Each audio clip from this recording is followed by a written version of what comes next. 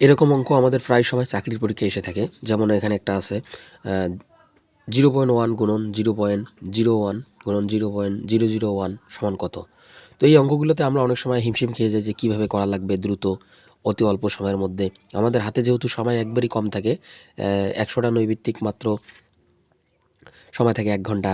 1 ঘন্টার মধ্যে দাগানোর আগে, তাহলে আমাদের সেই ক্ষেত্রে এই নৈর্ব্যক্তিকগুলা অতি দ্রুত সলভ করতে হবে। তো আজকে আমি আপনাদেরকে এই টিপসটা শেখাবো যে এই ধরনের নৈর্ব্যক্তিকগুলো কীভাবে আমরা অতি দ্রুত সলভ করতে পারি। তো এই ধরনের নৈর্ব্যক্তিকগুলোর ক্ষেত্রে আমাদের ঘাবড়ানোর কিছু নাই।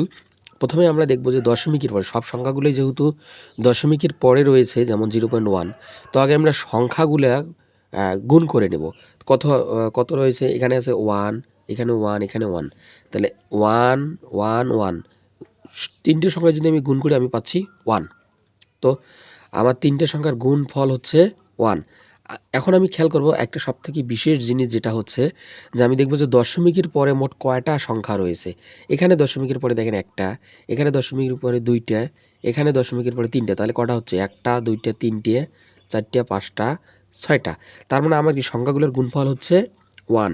দশমিকের পরে আমার 6টা সংখ্যা থাকবে এবং একটা 1, মানে 1 সহ 6টা সংখ্যা। তো আমি গণি যে কোথায় 6টা সংখ্যা রয়েছে। এখানে একটা, এটা হবে না। এখানে রয়েছে 2টা, এটা হবে না। এখানে রয়েছে 4টে, এটা হবে না। তাহলে 1 2 3 4 5 6, আমার অ্যান্সার হচ্ছে ঘ।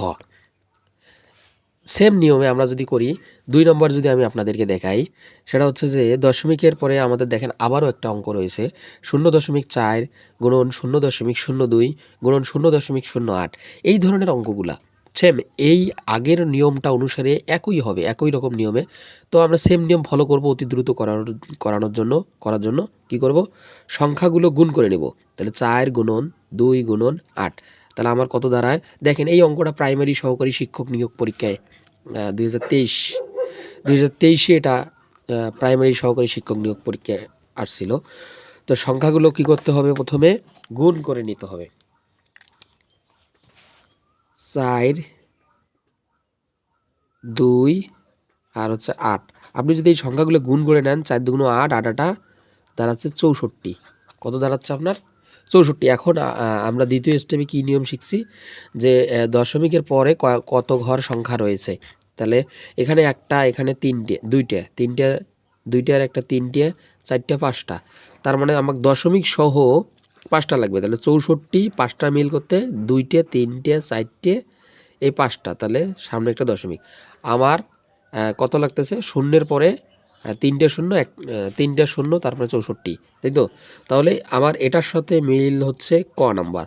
তাহলে আমার এখানে অ্যান্সার হবে ক, দশমিকের উপরে 64। সেম পদ্ধতিতে বন্ধুরা নিয়ম আর একটা অঙ্ক আমি দেখাচ্ছি 3 নম্বরে।